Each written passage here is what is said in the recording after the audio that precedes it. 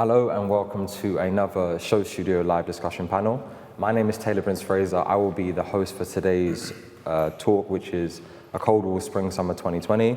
I'm joined by four lovely panelists who I'm lucky enough to count as friends as well. I'll leave them to introduce themselves, starting with... Yeah, I'm Nathan Alexander Walker. I'm a freelance footwear designer and maker. I'm Karen Binns. I'm a creative director and fashion consultant. I'm Dan Rose, and I'm a fan of a Cold War. I'm Iolo Lewis-Edwards. I'm a fashion consultant, photographer, and I also run High Fashion Talk, which is a Facebook group about high fashion. Thank you. So today's a bit of a weird one because we're actually looking at the show in retrospect, but take yourselves back to this morning before you saw the show. I know a few of you were there and some of us just watched it online. What were you expecting from this show? Start with you, Nathan. In terms of garments or concepts, I'm not really sure what I was expecting. It was interesting. I actually bumped into Samuel about a week previously before the show, so maybe I was a little bit influenced by that conversation. But I think for me it was just hoping to see a progression in, maybe technicality and wearability, I would say, and just again, the progression in the concept and the narrative that I think he's been building. Karen? I was expecting a huge leap into the commercial world and the sellability of it, as at the same time not leaving behind the strength of his aesthetic. I hope that he moved into that next level of sales, because we all know that he has the talent and we all know that he has the headspace to achieve, but what can he actually produce now that will sell twice as much as it sold last season? I guess that's the pressures of investor money. You've got to translate your concept so that it can sell, and it is something that is more ready to wear. And I feel like that's a criticism that Sam's had for a while, is that conceptually everything is incredible, the performance, the theatrics, the stories, the narrative, but that last hurdle, which is translating that concept into products that are wearable, has kind of fallen short. And I know, Iolo, that was one of the criticisms I picked up from you when we had a conversation, that you thought that the clothing hadn't evolved quick enough with the concepts. Would you say that? Yeah, some of the people in the group had risen that the clothes have been very similar since the start. It's all about how can you make the clothes in the easiest, best way possible, rather than maybe designing for the customer. So yeah, there's a lot of the designs have been very similar across the seasons, but this season I'd heard that there was going to be a dramatic shift away from that. And Dan, obviously you have a unique perspective because you run the Cold War Buy Sell Talk group and the Instagram, which is, I guess, the biggest platforms for a Cold War. It's not actually run by a Cold War. Yeah. What did you see in those groups, in those conversations and threads of topics that people were expecting to see? Personally, I think people want to see an evolution in the brand because discussion kind of fell quiet since his last show. Not a lot more came to retailers. There weren't really any significant collabs apart from the shoes that he did with Nike. I think people just wanted to see something new and something different. Like Iolo said, most of it had not necessarily been repetitive, but the same narrative, and there wasn't really more finesse with every collection, and I think he really brought that this time. Nathan, Iolo, we were talking earlier about the press release. Have you all had a chance to read the press releases? Ish. What you can read, what you do. You know what though? Sometimes when I read a press release, it almost determines what I don't really think. You know what I mean? I like to look at something and see what's going on myself. Make your own interpretation. Yeah. Well, I feel like that definitely leaves a lot for the imagination because I personally found it quite verbose. It was very much like a lot of technical language that could have just been said a lot simpler. And I feel like that's something we were discussing before that has been pertinent through the brand of a Cold War. Nathan, when we were discussing it earlier, I guess we kind of came to the joint conclusion that it was almost like that compensating for the lack of traditional education he had as a designer, being part of a minority group that had a lot more to prove and to show to critics than other designers might have to? Yeah, I feel like the need to, explain and maybe over-conceptualize ideas does maybe come from a lack of involvement throughout the progression and kind of journey to a point of producing this kind of collection and kind of sitting within that field. But I think within this collection and this show especially, you can kind of start to see the movement towards him not feeling like he has to really a bit more confidence. Explain the ideas. I think a press release, is always going to be a bit of jargon. But at the same time, I think the show itself spoke to something that was a little bit more simpler, actually. You talk about how articulate he is, and I mean, you look at the website and you see exactly the same in the product design. There would be, product descriptions. There would be a paragraph on every piece, and I think for him, when you have such simple clothes, what about this piece makes it exciting? And as a consumer, why should I buy this? And through articulation, he sells the product as much as design and finish to it. He has a lot more to prove. Being a brother from where he's from, which is, like everyone says, Council State, he doesn't have that easy, opening to this industry because he's black.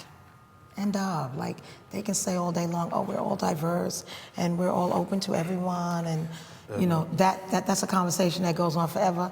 Later, it's never really accepted. So I think the reason why he writes like this and constantly goes back to his thesis of education and what he's trying to say is because he has to be over the top.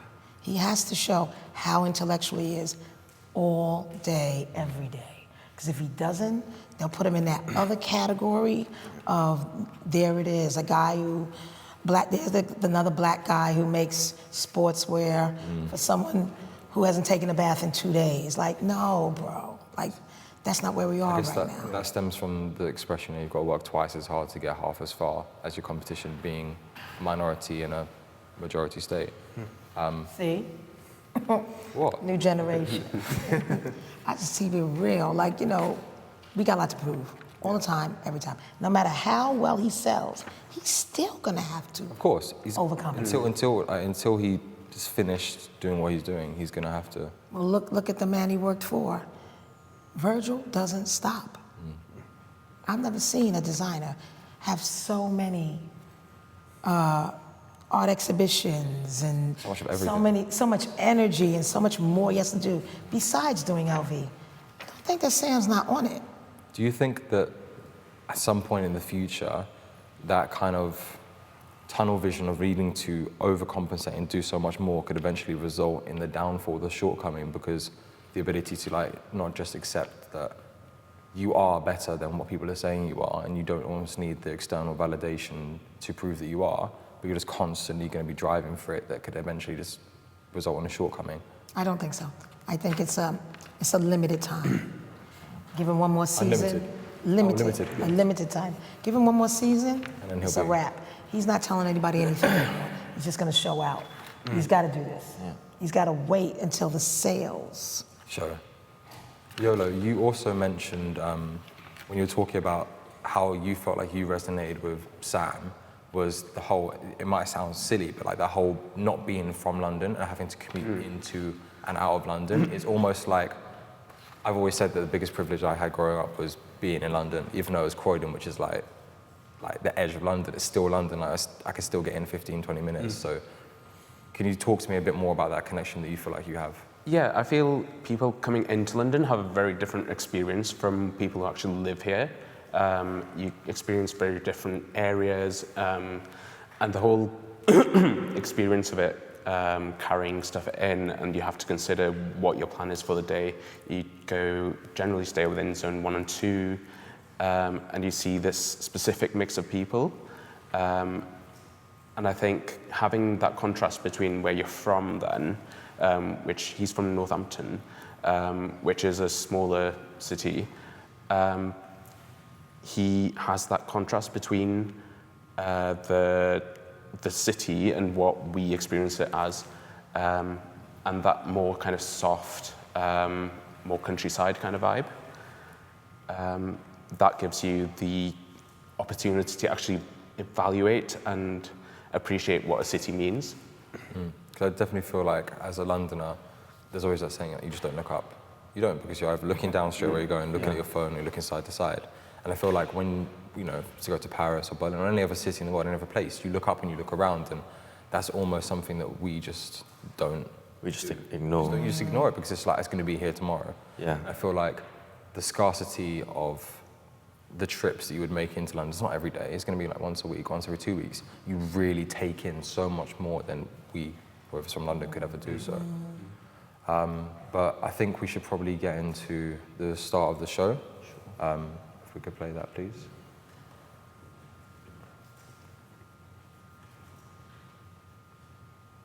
What do you think of the location of Printworks? I don't really know much about Printworks, to be entirely honest. Yeah. It may be Normally used for raves. Basically, he made you walk for about 10 minutes. until you got it. He made you feel it. The place is long.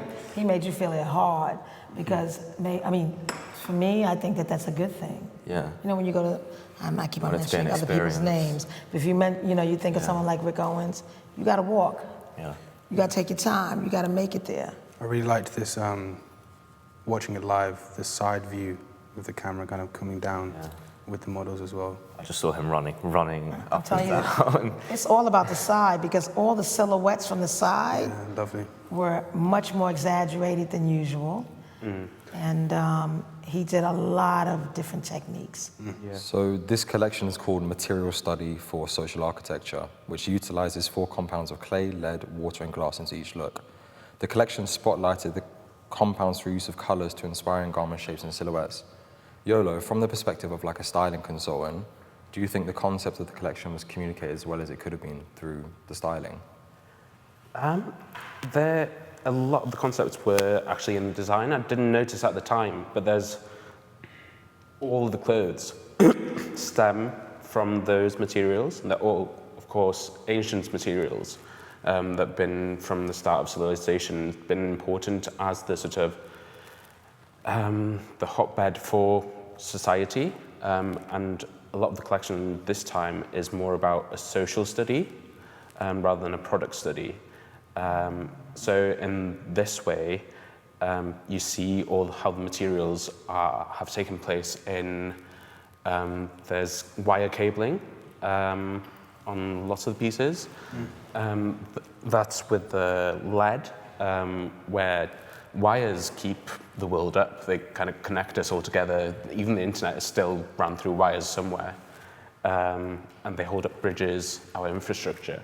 And that goes back to the lead. Without lead, those would not be clad and would not last as long. So they're all a testament to the human, even though they're all for non-human materials. And speaking about materials, I really like his exploration and variation of materials in his collection. I feel like in the past we've seen a lot of nylon and a lot of the same. And from my perspective, the consumer, it wasn't really the price point given the materials used was not cut. And I'm very interested to actually see these pieces come to retail and see what the materials are like. You've seen he's got a denim collection coming out with Diesel, and I think that would be really interesting. And I hope that you saw the birth last year, and hopefully now it's just all about refining and giving the consumer a justifiable piece given the price point. I think a lot of the consumers are actually very focused on materials and like how it's made and the technical side of stuff. It's a similar consumer, a lot of his fan base is to Stone Island, where they're obsessed with the garment dye, the technology behind stuff. So it's really interesting to see him develop it, but in an artistic way this time. I think those pieces that almost look like the one just walking back there, almost like the acid wash jeans and denim, I think that is a teaser of the Diesel collaboration. Yeah, Well, isn't it? I think he said on Instagram, I think he's the only 4th person to have collaborated with Red Label Diesel. Given, It makes sense considering they've now got like mutual shareholders. Yeah. I think it's also good from Diesel's perspective, obviously, having recently declared bankruptcy. Or am I Not sure either. No. Well, I think it makes sense from their perspective to be able to give Diesel that credibility in a space that they might not have had it so easily. And I also guess it then gives Sam the ability to have collaborated with one of, like, you know, whether you like the brand or not, one of fashion's biggest players. Going back to the point you made before about the clothing as a consumer, you said that the last collection, one thing that really upset you, Dan, was that the pieces weren't available to purchase. Yeah. And I think that we could all probably agree, looking at this collection, everything, near enough everything so far seems very wearable. And that's quite a nice difference to what we saw when we were on the panel on SS19, where it was very much, it was all about the performance, it was very conceptual. For me, that collection had a lot more in common with couture than it would to a ready-to-wear runway. Right, panel. it was, yeah. Yeah. I think that collection was making a statement. I think he was still in that stage of making a statement opposed to selling. Sometimes you have to take your time and develop what your brand means and what it stands for, so you can develop a bigger audience. This, for me, has brought in a slightly older consumer that can actually afford it. Yeah. And actually, you see here, his mist went off when he brought the rain jacket out. And that just made me smile. I just thought it was really clever. Attention to detail, though, isn't it? That's why we will love the brand. I was going to say that was also, whilst I was watching, you could see when the looks got a little cleaner, away from those dusted beiges. The music, they started bringing in The that music like, was great. 100%. I think it complemented the show. So. I like seeing it from the front now because I was seeing it from the side. Yeah. And it just articulates where he wants to go. Of course, like you say, it's good to see the pieces close up. But I can tell you, he's definitely developed a new customer. Oh, 100%. Yeah. It's a much more Hands clarified, down. very clarified vision And now. I think the styling's great. I think because it's minimal, it allows you to see the clothes. Yeah. At the end of the day, we gotta make money. We gotta sell. I think he's very smartly designed it from the side and the front as well. If you notice, when I was at the show, I was sitting as a side, and I didn't see any logos. And that's one of the criticisms that he's had every season. Too many logos, is streetwear. He very smartly put all the details at the side, no logo. But there's still a logo there for the Instagram moment, for what the consumers want. But they're always on the front. They're high contrast, but they're small. Sorry to cut you off, bro. I'm so eager to speak right now. This was exciting for me, this lighting. Yeah. Because this lighting with the music, The hair is it got me excited because it allowed me to see the clothes in a different way. I think the hair and makeup in this, like, I'm not an expert when it comes to hair and makeup, but like, even as like an ordinary person, I can appreciate like the attention to detail in this was like, is incredible. And Mark, They had a few conversations about it. It wasn't lazy. no, not at all. I'm trying to think what the moldings are. I think that was about the glass, potentially. Yeah, but they've got different materials in each thing. And I'm trying to think, is it supporting the face? Because this whole collection is about the I wasn't scaffolding. sure. Society. Of that. I just thought he was doing his thing. I didn't even get into it. Like this, I was like, okay, let me think about that. Let me digest it. But there's Let me always see what's really meaning going on. and a lot of thought in his work. Yeah. Sorry, I'm back. I think Oh no, don't worry. your point about logos, I feel like you and the reason why you started High Fashion Talk was because you as a group, you got tired of, I think, to quote it, despise the hype and logo baiting that was prevailing on Instagram. Yeah. And I think that this is, I feel like a lot of, not your criticism, but a lot of criticism towards a cold war has been like, people are buying into the hype. You take that ACW away from that product, it's not going to sell. Let's go. This product that we're seeing here is a much more mature, developed, as you know, like Sam's maturing as well. He's 27 now. Like he's becoming a young man, and it's definitely telling in this collection that it's evolved from when the first time you mentioned you bought something was a T-shirt and a bag from the pop-up. Yeah. Like he's come leaps and bounds and all sorts of steps since that. Yeah, it's crazy because the first T-shirts were actually just Gildan T-shirts, and that he took and turned inside out, garment dyed, Everyone does that. cut up and sewn up. And But he- Champion, I think, as well. Yeah, but he did it really well, and it was, at that time, everybody was at that level were doing prints, and that's it. it was something new at the time that he was doing something to the clothes. Yeah, Heavy. What? Yeah. That's where my Is that initial you doing it? interest. Diversity of materials. Would you say is that's really nice? like a PVC or? It looks like a treated, sprayed on, retreated again form of rubber acrylic or plastic. something Like you said, we won't know we get it when we It's see quite close up. evidently like man-made and artificial materials. Definitely loves exploring, like it's exploration for the entirety of the brand. You wanna know what else I see in this? It's not an obvious collection that you would believe came from a black guy. And that's what I liked. I didn't feel hood in it, I just felt sport in it. Yeah. And I felt leisure, and I felt design. I did not see a black guy. So what for me he's achieved is he's pulled himself out of that category right now, and now he's just designer who happens to be Doesn't have to be a brother. black designer. Yeah. Yeah, Almost he happens to be a brother. yeah, almost You like what know, we were he's not saying. like a brother who's designer. I think Because this that season, label is Yeah. offensive. this season he's solidified his position as a designer in fashion.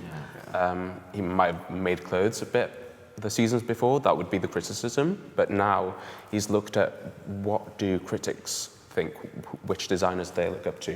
Did anyone just Bag see that is bag? heavy. Did you see that bag? The sculptural. Yeah, the bag is heavy. Taking his references back to Look, Bauhaus and he's reorganized the industrial the slip-on shoe. How you doing? You know, like every man's gonna want that shoe because it's wide enough and it looks hench enough and it still looks femme enough. design. Do you, It's true. in both of the conversations I had with both Dan and Nathan before this panel discussion, you both mentioned Ross's references to architecture, specifically Bauhaus, brutalist architecture. Do you think as a theme, this was explored as heavily in this collection as in previous collections, or do you think it was explored in more subtle ways? Well, this is, I think, especially going back to the kind of title of material study, I think he's, again, rather simplified his approaches to less so being about the sculptural elements and the form and that kind of conceptual exploration. It's more so about that raw translation of materials, especially in relation to kind of the social architecture perspective. I feel like he's not trying to force the aesthetic conversation too much anymore in terms of shape and form, and he is diving deeper into what he could really process from that kind of inspiration. I think you step into Printworks and the first thing you see is concrete and steel beams. And I think before you've even seen any clothes, you're already in this setting, this industrial setting which you like so much. And then you see the clothes, as Iolo mentioned, you got the cables coming out. You also got the steel beams on the handbags. So I definitely think it reflected his themes, but maybe in a more subtle way. Just looking at some of the pieces, you see even they're just scrunched up a bit or something like that, and I think that reflects so much without like last season, the unwearable haphazard garments that he created, like You're literally creating something- shapes for people to wear, and I think that's the point you were making, that it's away from that less like, look, I'm referencing architecture, I'm referencing like the estate that I grew up on, my interest in Bauhaus style design. I'm looking in a bit more of a, I guess, a mature way, because I feel like one criticism I'd have of designers, as you know, as Tayler Prince-Fraser can have, would be that often concepts are too overt, and that's often it's quite easy to like talk about. I know you can reference the Chicago riots in 1969 or 68 and put it on a T-shirt. That's quite lazy. Like, but no, you laugh, but like that's what a lot of fashion has become. It's like, It's a very I like this literal- idea. I'm literal gonna print translation. it, or I'm gonna, you know, in the reference, like make shapes and put it on. Like, this feels like it was like, I have this concept. How can I deep dive into it? Like, what can I look at that is? I also see that he's trying to show that he can do more than one job. Yeah, so he's designing clothing, but he can also design your room. He can design the side of a building. He's trying to do a next one. So now, I mean, Who does that sound like? what did I say before? People are spending a lot more time than just in the design studio. They're doing exhibitions. They're collaborating with artists. It shows that he's a collaborator as well as a designer. just expanding on your point. I think I don't know if any of you know about concrete objects, which I think Sam and Joe Burns do And in fact, today at the show in the little cinema, I don't know if anyone was there, but in the little cinema section there were seats and things there. And in fact, I remember speaking to someone who used to work at Cold War a couple of years ago and telling me he's going to be designing buildings in 20 years. There it is. Money's that. I think There it is. T-shirts, buildings, cities. he's definitely a very multi-talented I feel like individual. I feel like it's something the three of you, Iolo, Dan, and Nathan, might relate to, is that as young millennials, whatever Generation Z, whatever we are, we're coming into an age where, you know, things like degrees are almost becoming luxuries, and that you can't just be a photographer, you can't just be studying, you can't just be a footwear designer. You have to be so much more, almost to get your foot through that door. You have to develop these traits, and the old saying of like jack of all trades can't be true, because you've got to be a master of all trades to get through that door. I feel like Sam is really an inspiration to a lot of young people and people in general, to all of us, because he is really showing that he can do everything he wants to do well. An interesting point about the logos, though, I know when I've been in the Cold War Talk Facebook group, that a lot of the conversation around certain products is the products that pop up the most are those driven highest by resale. Yeah. And I know a lot of brands, and I know Tomorrow Group as well, will be looking at the resale of certain products Yeah, of course. to measure how successful the collection has been. I don't immediately see products here, aside from maybe a couple of bags or maybe a jacket or a shoe, that is going to get that high resale. Is that going to be a problem for Sam? I don't think so. I think it's what he wants. Let me tell you something. It's strange. People say, the last time we spoke about him, someone said, "Oh, when is he going to make things cheaper?" It's luxury. Oh yeah, I remember that. No, it's no longer acceptable. People want luxury in sportswear. If it doesn't resell, who cares? That means only 1,000 people will have it. That makes his brand even more luxurious. So people can say, oh, it's bad that it didn't sell, how many units.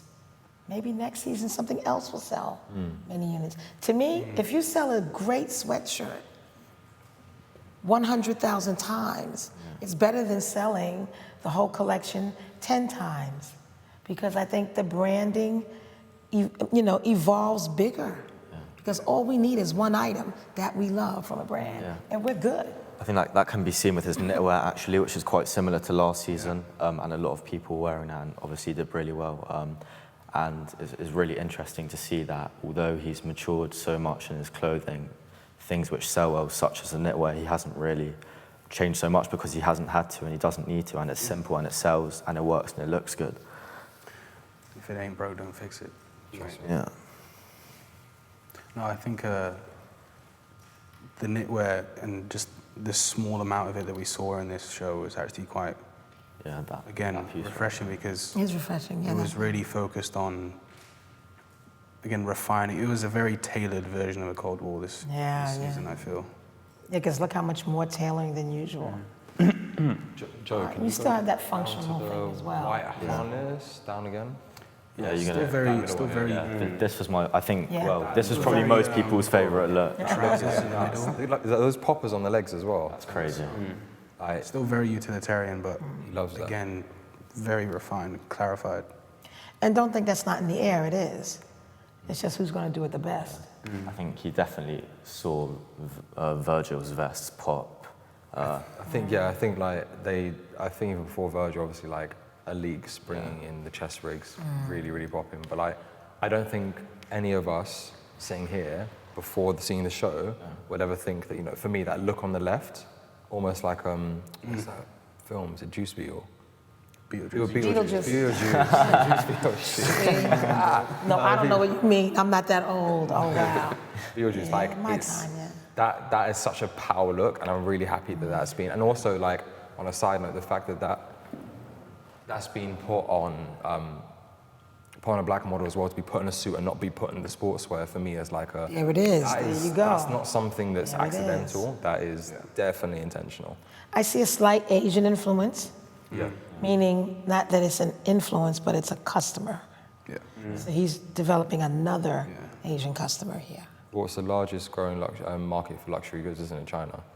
So it makes sense to kind of... I'm playing no games. No, To me, this is my favorite look. See that simple girl with the the black right, and yeah. white? Yeah. To me, that's great because it, it reflects how sportswear was in the past and the simplicity of it. Block colours. Yeah, and it's block colors and it's aerodynamic enough to look new.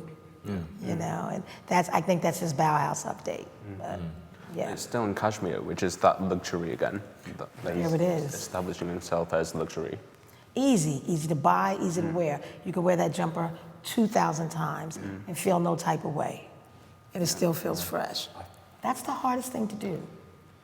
It's to create value in a product being worn more than once, which is where a lot of brands seem to be going wrong by focusing on we need a product that resells the most, because resale isn't like a gradual increase in, like it dips and it crashes. And It shouldn't be a focus. it shouldn't be, because if you focus on that, you're focusing on the short term and you're not looking at the longevity of your brand. I feel like Sam's got the financial security of having investors that are here for the long ride. He doesn't need to focus on each collection being like, is there a resale, is there a resale?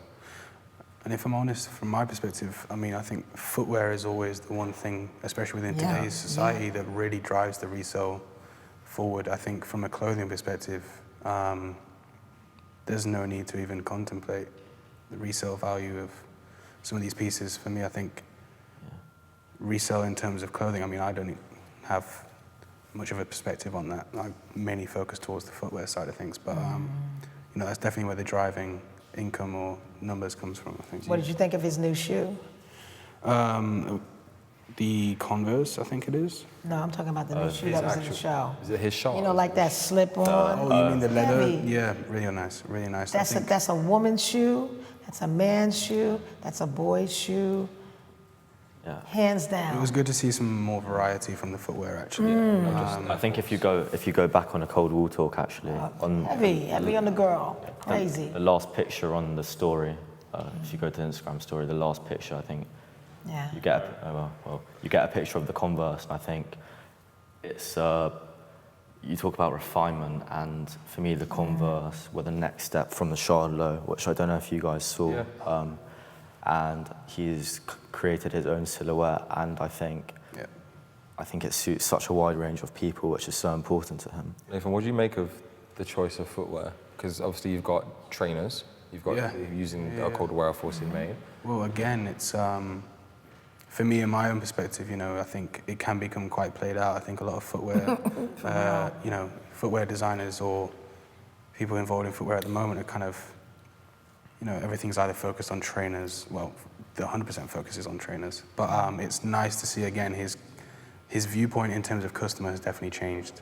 He's offering the full range of footwear. It's, you have the loafer for your... He has to right now. He has to. That is that's what I'm trying to tell you. There's no sandal in there, but he's offering, it's your evening wear, it's your lounge wear, and then you're offering your hiker in the boot or the Converse, and you're also offering the trainer, this style, as your day-to-day, and I think there's a rock climbing shoe in there as well. That's quite interesting, a rock climbing shoe. Yeah. The low this top. one, this one is For him, come on now. I really want to see these in person because I think It looked really good close up. moving into the leather wear and again the premium boot feel, it's a good place for him to move as well as the garments. Yeah, this is the rock climbing-ish. So on that note, Dan, when we spoke, you said that one of the things you liked about Cold War is that it sits in limbo between a streetwear brand and a luxury brand. Yeah. With this collection, which way, if either way, did it tilt more? Oh, it's definitely leaning towards the luxury side, but I think it was since last collection, and I don't think there's a problem with that because there are pieces in there that people who are into streetwear can still wear. I saw so many people at the show today who aren't necessarily a typical customer, but are still rocking a Cold War, and there are still the older pieces there for people to buy. The new collection's definitely leaning towards high fashion, and it does see a shift in market. Converse there. Yeah. So Iolo, because obviously you run High Fashion Talk, so do you think that you're going to be seeing more of a Cold War pop up in conversations on the Facebook group because of this collection? I really do think, I made a poll before Fashion Week asking everybody who which shows they're looking forward to. They Cold Wall was actually the third one, so it's still relevant for a lot of people. First, Kiko and Craig Green, obvious ones. But yeah, Cold Wall was still very high up there because of a lot of the sort of wide reach of it. But I think people are willing to give it the chance to show them what they want, which is, in my group, high fashion. And I think definitely with this collection, he's proved that he is a high fashion designer. I think that is a bit further than showing he's shifted to high fashion. I think similarly to sort of Gucci, who do everything from streetwear and logo stuff up to fur coats and everything in between. I think there will be some sort of strategy there. He's got his collabs with Diesel, with Nike, who do still cater towards those streetwear customers, whereas he also now offers the high fashion customer, and he's realized that he has kind of divided that, and in his show he can't really show the whole streetwear thing or he will be discredited by the critics. I think he's always been a high fashion designer, but as you say, someone coming from a minority background, I think you have to start with a streetwear It's the only thing that they have. route. Unfortunately, that's where they see you. And you still see it. It's unfortunate, but it's true. And we're in 2019, and they're still looking at you as Urban. a young, Yeah, affordable sportswear designer. How dare you think that you're going to do luxury? Who are you? I think with this collection, though, he's definitely managed to actually tell us now once and for all that he's not a streetwear designer. What I saw was, even on the invite, he put darts on the invite, which was a face mask. And he's really going to that sort of, when people think of good designers, they think of designers who know the body a lot. People like Cristobal Balenciaga, Lee Alexander McQueen, Azzedine Alaïa, who are amazing tailors, couturiers. And he's really gone into this in this collection. You can see the darts, the paneling, the way he's actually looked at the body and see how stuff fits. The trousers contort around the leg in a specific way. He's got straps and like tape on the shorts that kind of mold the shorts to the body, a bit like sport tapes. And it's all, his thesis this time is the scaffolding that Supports. takes things forward. And that's the kind of thing that people want from this collection.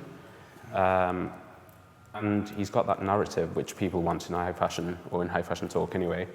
I think it's really interesting to see that he started off where he left off. The Vomero was very much based on clay. That whole thesis has to do with clay. So then he started this show with clay, and then developed from there. He's really established himself as a high fashion designer, I think, this time. Well, I like the proportions as well. Yeah. Sometimes I've been seeing quite a few shows this season, and great ideas, weird proportions. You can't wear it. You can't wear it. Somebody's got to start working. Because I think, unfortunately, especially in the UK, they cater to very small, skinny MAGA men. These men don't wear sportswear. What are you doing? Like, you got to make it for a man. And if it's not a grown man, it's a boy that's of a certain size. I don't fit in anything. See? Join the club. And that's not working. Because you're the guy that's going to go into the shop to buy the sportswear. So I think the proportions are much better this season. There's a few looks I wanted to look at specifically. The first one was the red trench coat. If you go up, The colour. yeah, this one there on the right. Yeah. I don't know if anyone saw the Elix Macintosh collaboration, but that trench coat, along with one of the trench coats that was in Virgil's first collection for LV, all look very, very similar. And I feel like there's a lot of outfits in here that you could almost swap between those three collections and people wouldn't think anything else of it. What treatment is it? It's almost like the acid, the yellow acidium, acid wash. Like, is it an accessory? Because part of it's almost like It looks like it's a part of it. If you go, I think it's down a bit more. On the up there on the Yeah, right. that one. Yeah. Great. I really like that one. For me, To me, I love the red one. Yeah. and it just popped. You're seeing quite plain and muted colours, and then you see this, which is bright, vibrant, and I think it kind of draws back to the idea of social architecture and the hierarchy we have, and how many coloured pieces were there, as in terms of how many extravagant pieces. I mean, like to me, that screams like that was the high class in this show, and that made me smile because you don't see him use a lot of colour. No, not at all. And I don't know, what do you think he'll get away with that for a long time? You know what I think is really nice is you pointed out before about the similarities between the treatments of some of these products and what Stone Island are renowned for, like the garment dyes, the treatments of fabrics, fabric technology. And it's just really interesting to see, almost like I don't know if that's the way it's been styled, but I'd assume like quite a traditionally proportioned silhouette of a trench coat, and it's a focus on the treatment afterwards. Like I've been given this normal product, I'm gonna make it into something incredible. And it's like he's been given a normal opportunity, a below average opportunity, and he's making something incredible out of it. And I think that's what he's managed to do for the past 4 or 5 years, is just take average things and make them great with what he's got. To me here, it seems like he's more of an artist. He's trying to show everybody, guess what, I'm an artist too. Yeah, it's like an artist within the field of kind of tailoring and fashion, though. It's rather than trying to meet these two worlds together. I feel like he's stepped to the side of tailoring and really tried to channel his creativity through that, rather than trying to merge his kind of conceptualism and kind of theatrics that was in the show maybe before. Do not get me wrong. I'm not gonna be like, yeah, everything's wonderful. There's a few things I think that could have been a bit more considered. There's a few looks, I'm not gonna say no names, 'cause I'm not gonna wear nobody out, but there was a few looks I think that could have been a bit more considered. That look on the left there, I think is absolutely incredible. Which one? The female in the all white and the all cream. I think her proportion could have been more considered. In what sense? In what sense? If that's what he wanted, then that's what he has. Yeah. I still think it should have been more considered. The proportion.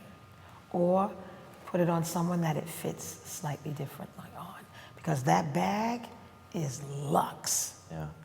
And of course we know luxury bag with a t-shirt and trouser, t-shirt and jean, but that's not just a t-shirt and jeans. So I think there's a few things, I could say maybe 5, which is normal for every collection, that could have had a little bit more consideration. You just don't throw it out there because it's there. I'm not saying that that's what he did. And if that's his statement, that's his statement. But I think a little bit more consideration. This comes with age. I don't know how old everybody is in his team. I don't know how much experience they have or how hyped they are. Yeah. But I think teams today, they need a little bit of everybody, because Everyone's got something to give. not everybody can come from your class or your school or your color. I think you got to open your team up a little bit more, so there's a lot more consideration of what's going on.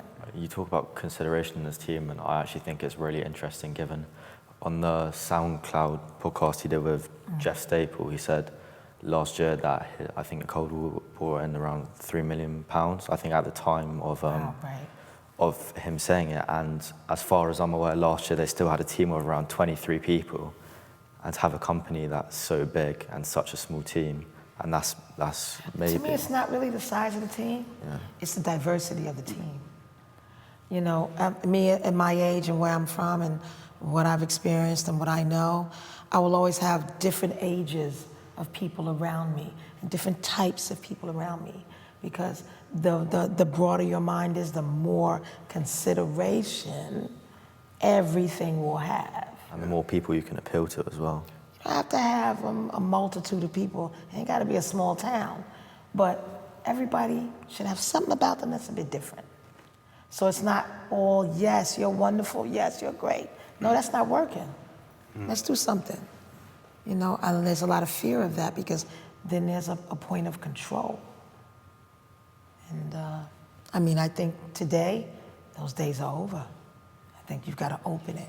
That's so incredibly beautiful. Yeah, that's beautiful. It's absolutely gorgeous. Yeah, that's beautiful. Is that the diesel? Yeah, that's a diesel. That's how he's going on. Diesel needs an update, don't they? Yeah, trust me. We won't get onto that though, because that's another conversation. If you click on the right, I think you'll see like the vest kind of. I mean, Beautiful. yeah, that is symmetric look, That's really nice. and even details down to the zips. I just think There's a lot of consideration going on. Have any of you guys been to Oxford Circus Tube Station recently? No. There is a part of the tube station where posters have fallen off and they've not put anything else up. I don't know if you've spotted it. Nice. It is basically what happens. Those posters have been up there for like 30, 40 years, taken them down, and it's like incredibly just like a mixture of all these like man-made materials just like dripping into one another and looking very ugly, but beautiful in the same sense. Like it's really, really gorgeous, and it just really reminded me, the diesel stuff really reminded me of that. Oh, It's I gotta check it out. Honestly, I'll show you a photo afterwards, but like it's just the fact that he's taken these things that are just so normal, so everyday materials that like not in terms of the clothes, but like the inspiration from materials, like you said, Iolo, are the foundations of building blocks of society. And he's taken those and transformed them into something that is extremely unique and elegant, and I just think that. Well, that's a good word to say, elegant. I mean, this is all he's doing has been in the air for the last 20 years. We all know that. All this totalitarian, it's all, everyone's done it. How do you make it your own? How do you put your stamp on it without it being over the top or over-styled or over-designed? And I think he's made a very strong statement where it says, if you want to wear this look, buy a cold wall, I got you. Because those 3 looks right there, bam, that's it. It's His a name on it. very elegant translation of something kind of brutalist and like quite harsh. Made it palatable. Yeah. Taken quite an ugly concept and made it something that people are like, wow, that's beautiful. So it'd be so easy to go so wrong with that concept. So wrong. Yeah. It's the humanist part of it. I think when lots of people think about brutalism, they think the concrete, the hard edges, the geometry. But actually behind brutalism is the design for life for people, which obviously is in this collection. And there's stuff like playgrounds are designed in a certain way where kids can, when they're playing, they can imagine whatever they want to be there. And the same way, these clothes kind of facilitate whatever the person wants to do, especially with stuff like the elastics that tighten it up, loosen it up, zips, clips, everything. everything like that. Like your own playground. Yeah, and that makes something so much more interesting. You have a jacket which you can go out and wear, but you also have a jacket where you can undo this and take that bit off. I think last season you saw the patches. Well, I don't think I was not a big fan of those patches. They were really inconvenient and just really ugly. But it's almost like, you know, Iolo, the late 90s helmet Lang with one of my favorite things about those jackets was you'd clip yourself in the bondage harnesses, you'd flick it off and you just wear it on your back. Yep. And it's just, it looks sick, but it's also just really convenient, especially if like, getting on a tube, like you're hot, then you're cold, then you're hot. Without taking it off and like, okay, put it on the floor, put it on the bag, whatever, literally just flick it off. And I just think that... I wouldn't be surprised if some of those jackets... 100%. But you know that has been going on for quite a while. Yeah, well, it was first in, Just saying. first introduced in, I think, like 30 or 40s military wear. It was like, just the function, because that's where function comes from, the jobs that require functional clothing. Yeah. And to pick up on your point, I think that, as you said, a lot of British architecture was there. It wasn't there for the design aesthetic, it was there for purpose. Like NHS buildings, council estates, it was built for a purpose and to facilitate that. And I feel like this collection really translates that functional and useful element, whereas in other collections it wasn't quite there. Like, these clothes you can actually wear now. Not that you could wear them before, but like, it was a bit hit and miss. Yeah. It's a very good translation of the concept, actually, now that we've kind of spoken through it. There's a lot of interchanging pieces. Everything does seem to keep coming back to this socialism and the interaction of people. Oh, that's good.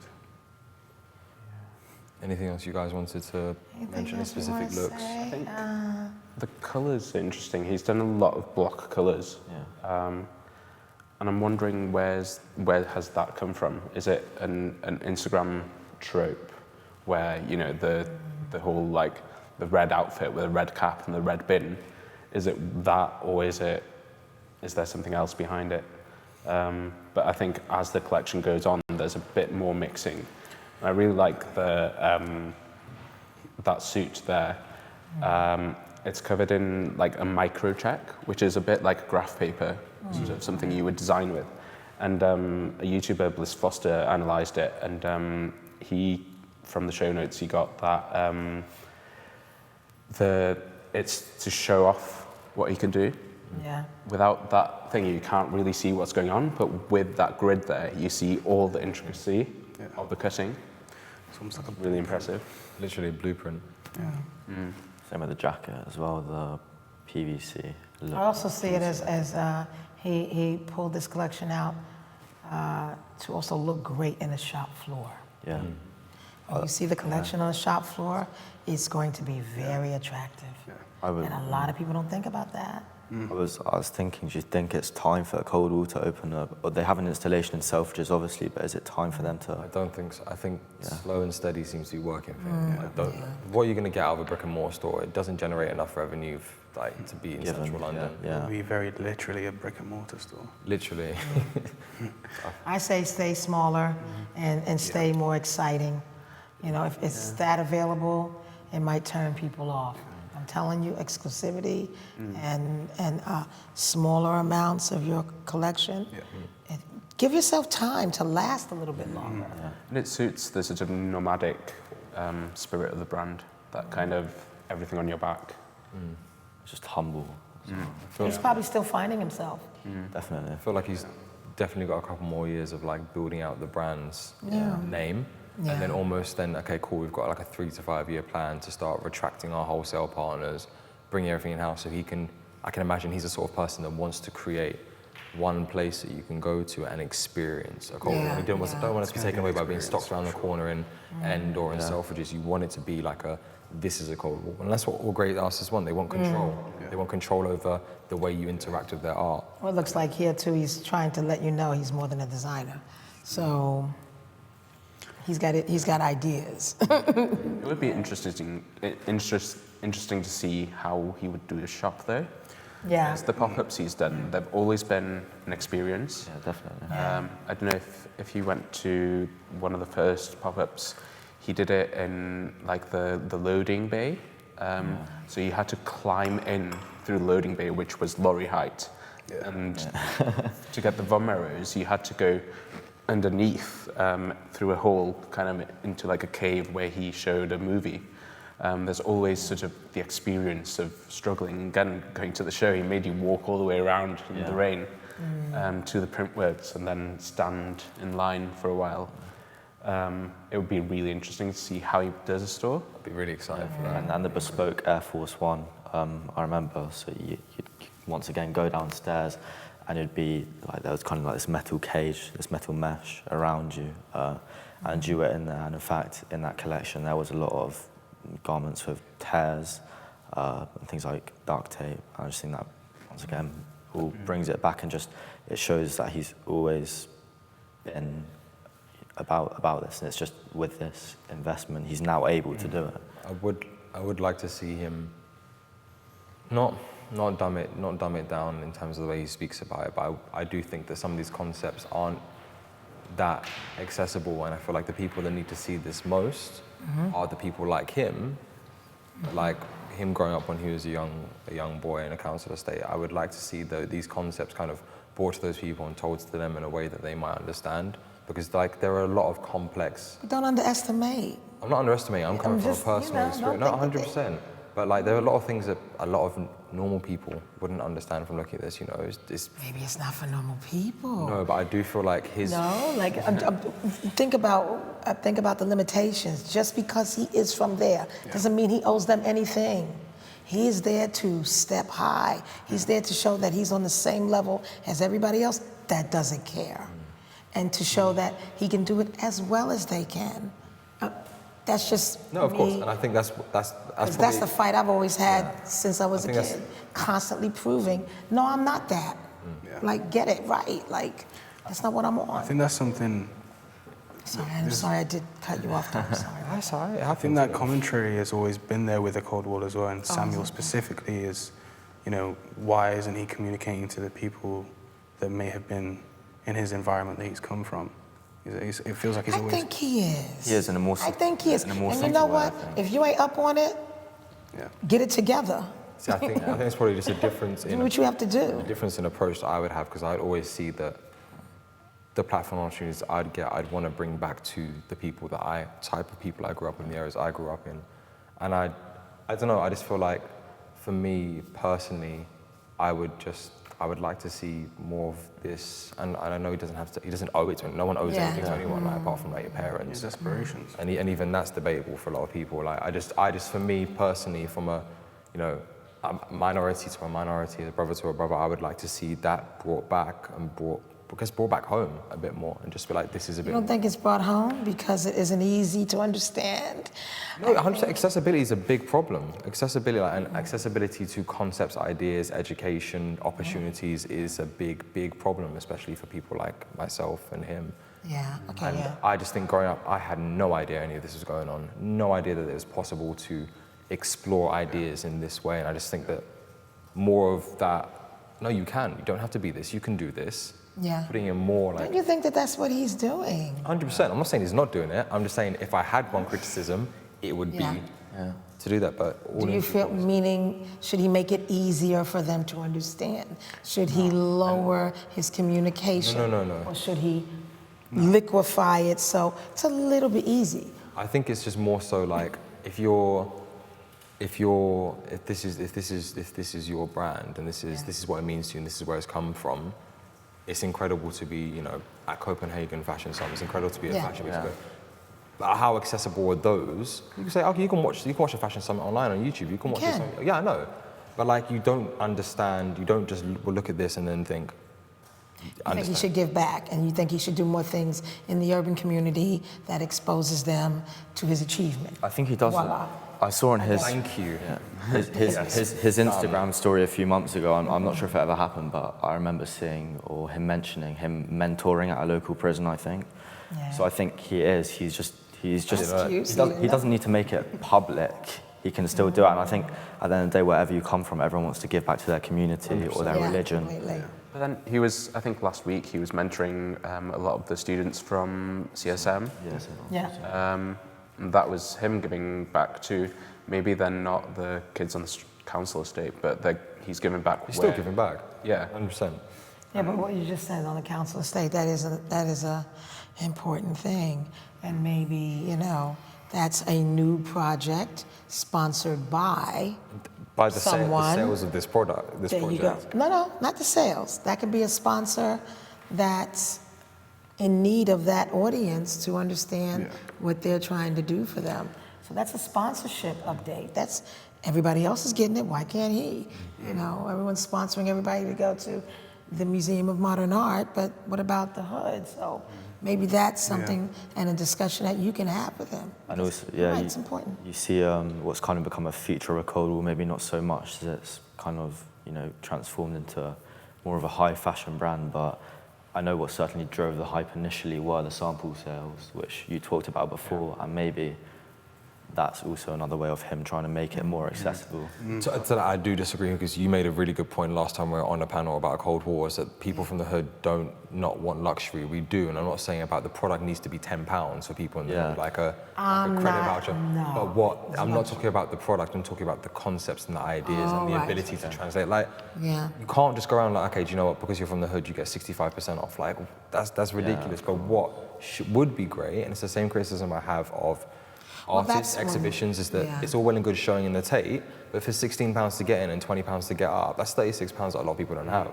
And they're not going to be able to see it. They're not going to. That's different. That's an educational point of view. That's giving back in a different way. That's what I'm talking about and giving Right, back. okay, so I got you. Sorry, I didn't articulate myself too well. What would you like to see? I agree. What would you like to see him? The thing is, he could probably be doing this. Like, he is. Yeah, He probably is. Yeah. And we just don't know.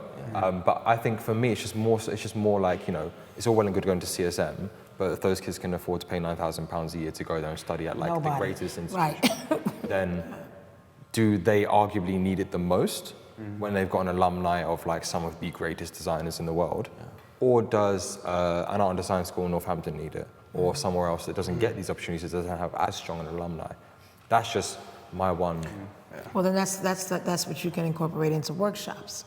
So workshops, develop and inspire and give back to the community. So there could be a form of workshops that he can start working on, but my man's gotta get there first. I think You know what I mean? there Like, needs to be let him get there first, because I tell you now, think of 5 other designers on the schedule that nobody is saying anything like that to. They ain't giving back jack. They're about what they got to do and where they got to go and who they're going to get the money from. So give him a minute, I think. 100%. Yeah. Give him a minute and a half to get to that space. I mean, that's something Virgil can do because he's there now. That's why he's doing it. He's got But look how clothing brand long, to do it at the same time. look how long it took.